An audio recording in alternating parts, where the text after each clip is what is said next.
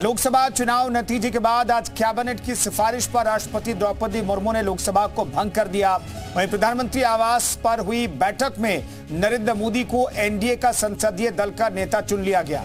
NDA के सभी सहयोगी दलों ने बीजेपी को समर्थन का पत्र पार्टी अध्यक्ष जेपी नड्डा को सौंप दिया है। तो तीसरी बार एनडीए की सरकार बननी तय मानी जा रही है।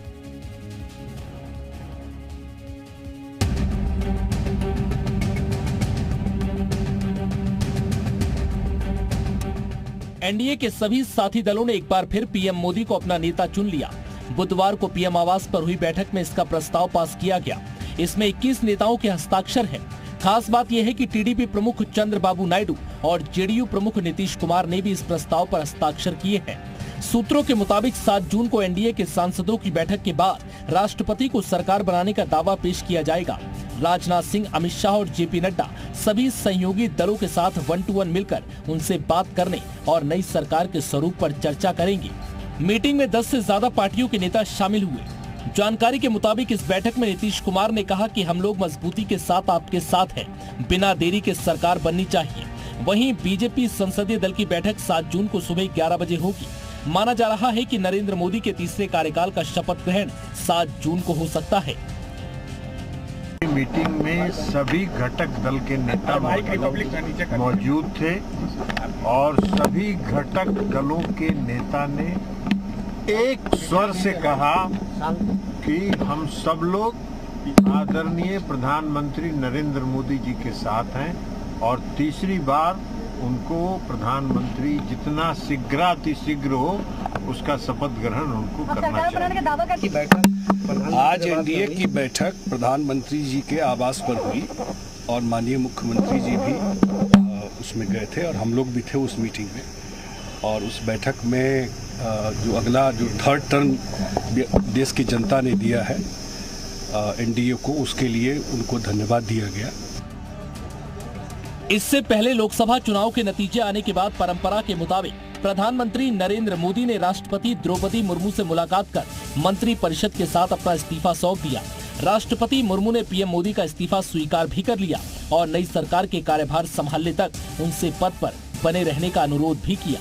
आपको बता दें कि लोकसभा चुनाव में बीजेपी को 240 सीटें मिली हैं। ये बहुमत के आंकड़े से 272 से 32 सीटें कम है। हालांकि एनडीए ने 292 सीटों के साथ बहुमत के आंकड़े को पार कर लिया है। चंद्रबाबू की टीडीपी 16 सीटों के साथ दूसरी और नीतीश की जेडीयू 12 सीटों के साथ एनडीए में तीसरी सबसे बड़ी पार्टी बन गई है। दोनों ही पार्टियां इस वक्त बीजेपी के लिए जरूरी है। इसके बिना बीजेपी का सरकार बनाना मुश्किल है। ब्यूरो रिपोर्ट, जी मीडिया।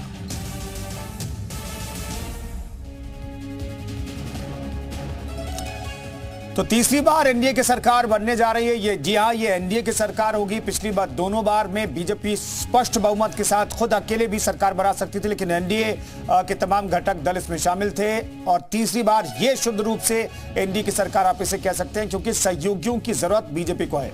तो नई सरकार में नायडू नीतीश जो हैं वो किंग मेकर हैं। इनकी भूमिका बेहद महत्वपूर्ण है। क्यों भूमिका महत्वपूर्ण है ये आप समझिए।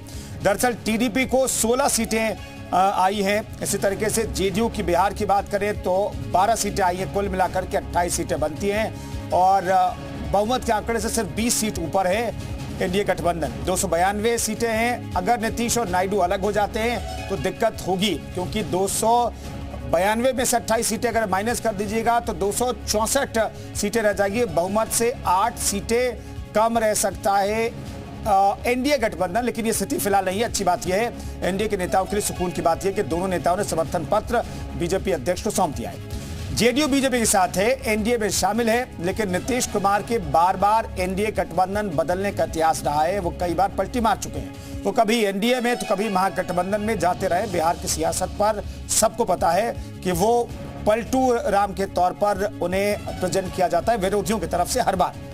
साल 1998 में नीतीश कुमार एनडीए गठबंधन में शामिल हुए थे और फिर 2013 में एनडीए गठबंधन छोड़कर आरजेडी के समर्थन से बिहार के मुख्यमंत्री बने थे। साल 2015 में नीतीश कुमार ने कांग्रेस और आरजेडी के साथ गठबंधन बनाया था और साल 2017 में फिर महागठबंधन छोड़कर एनडीए का दामन उन्होंने थाम लिया। साल 2022 में नीतीश ने फिर एनडीए का साथ छोड़ा और कांग्रेस और आरजेडी के साथ आ गए। और इसके बाद इसी साल यानी कि 2024 में नीतीश कुमार एनडीए में शामिल हो गए और बिहार के सीएम बने रहे। तो मुख्यमंत्री वो हर बार बने रहते हैं, लेकिन उनका साथी जरूर बदल जाता है, लेकिन मुख्यमंत्री वही रहते हैं इस बार। लेकिन केंद्र में उनकी भूमिका बेहद महत्वपूर्ण, केंद्र की सरकार में।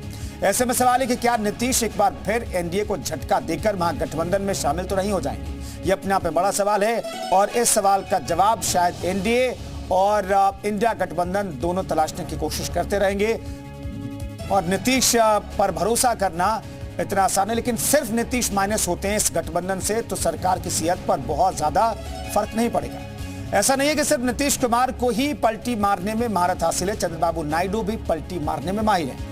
किंगमेकर दरअसल अगर पलट जाते हैं, चंद्रबाबू नायडू पलट जाते हैं तो फिर स्थिति क्या होगी? 1996 और 1998 में संयुक्त मोर्चा का नेतृत्व उन्होंने किया था। अटल बिहारी वाजपेयी के नेतृत्व वाली सरकार को उन्होंने समर्थन दिया था। 2018 में एनडीए से नाता तोड़ लिया था और मार्च 2024 में दोबारा एनडीए का हिस्सा बने। और 2019 से पहले आप कह सकते हैं यूपीए गवर्नमेंट में उनकी मौजूदगी थी, यूपीए में वो थे। अब तो यूपीए नहीं रहा, अब तो इंडिया है। तो विरोधियों के साथ भी चंद्रबाबू नायडू जाते रहे हैं, ये आप कह सकते हैं। तो क्या चंद्रबाबू नायडू इस बार पलटे नहीं मारेंगे, इसकी कोई गारंटी है? तो सवाल है कि शायद नहीं है। सियासत में कोई स्थायी दोस्त नहीं होता, स्थायी दुश्मन नहीं होता। तो कभी भी अगर ये दो नेता जो इधर और उधर हमेशा रहे तो क्या इधर से उधर नहीं जाएंगे, इसकी क्या गारंटी है? लेकिन फिलहाल सरकार जो है इन्हीं दोनों के भरोसे से चलेगी।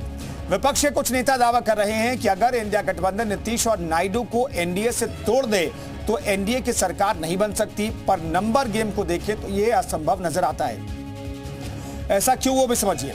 कैसे बनेगी सरकार? पहली तस्वीर दरअसल क्या है, अगर टीडीपी एनडीए का साथ छोड़ती है तो एनडीए के पास 276 सीटें बचेंगी, यानी बहुमत से 4 सीटें ज्यादा, यानी एनडीए की सरकार बन जाएगी। टीडीपी के पास 16 सीटें हैं, 292 में से 16 सीटें हटा दें तो 276 सीटें बचती है। 272 के जादुई आंकड़े से 4 सीट ज्यादा। दूसरी स्थिति क्या है? दूसरी स्थिति की चर्चा भी जरूरी है। दरअसल दोनों स्थितियों में एनडीए को कोई नुकसान नहीं। टीडीपी की बात करें 16 सीटें घटा देते हैं 292 में से तो दिक्कत नहीं है। जेडीयू की अगर बात करें, अगर जेडीयू एनडीए का साथ छोड़ती है तो एनडीए के पास 280 सीटें रहेंगी, क्योंकि जेडीयू ने 12 सीटें बिहार में जीती है, यानी कि बहुमत से 8 सीटें ज्यादा एनडीए के पास रह जाएंगी। कोई फर्क नहीं पड़ेगा, सेहत पर कोई फर्क नहीं पड़ेगा। सरकार चलती रहेगी, बनती रहेगी और प्रधानमंत्री नरेंद्र मोदी के तौर पर काम करते रहेंगे। यहां पर कोई दिक्कत नहीं है। लेकिन इसके इधर एक और स्थिति है, उसमें संकट है एनडीए के लिए, लेकिन वो स्थिति कम से कम अभी बनती हुई दिखाई नहीं दे रही है। कयासों का दौर जरूर लगाया जा रहा है, लेकिन उस पर भी आज लगता है कि विराम लग गया है कुछ वक्त के लिए। तीसरी स्थिति है, टीडीपी और जेडीयू दोनों एनडीए का साथ छोड़ देते हैं तो फिर क्या स्थिति होगी? यानी 292 में 28 सीटें कम हो जाएंगी और बहुमत के आंकड़े से नीचे आ जाएंगी। कम से कम 6 सीटें आप नीचे आ जाएंगे, 8 सीटें नीचे आ जाएंगे, यानी बहुमत से 8 सीटें कम हो जाएंगी एनडीए की। और यहां से सरकार बनाना चलाना बेहद मुश्किल हो जाएगा। लेकिन फिलहाल आज दोनों ही नेताओं ने अपना समर्थन पत्र बीजेपी अध्यक्ष को सौंप दिया है और उसी समर्थन पत्र के सहारे प्रधानमंत्री नरेंद्र मोदी या फिर बीजेपी के नेता सरकार बनाने का दावा पेश करेंगे राष्ट्रपति के सामने। और 8 तारीख को उम्मीद की जा रही है कि शपथ ग्रहण समारोह भी हो सकता है और थर्ड टर्म जो है वो शुरू हो जाएगा। प्रधानमंत्री नरेंद्र मोदी का देश के इतिहास में, चुनाव इतिहास में दूसरा मौका होगा जब इस तरीके से 3 बार प्रधानमंत्री कोई व्यक्ति बनने जा रहा है।